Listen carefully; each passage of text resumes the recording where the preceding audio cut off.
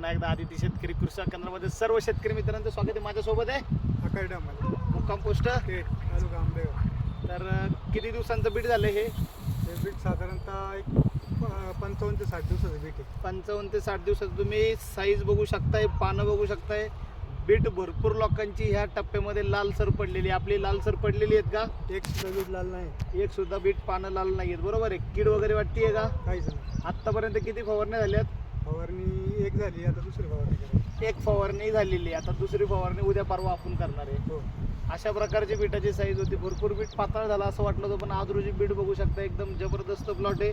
बीटाची size आहे अशी आहे. दुसऱ्या एकच फवारणी झालेली आहे 55 दिवसापर्यंत आणि प्लॉटला काळोखी वगैरे मेंटेन, बीट लाल सुद्धा पडलेलं नाही, काहीच नाही आहे. साईज पण जबरदस्त आहे.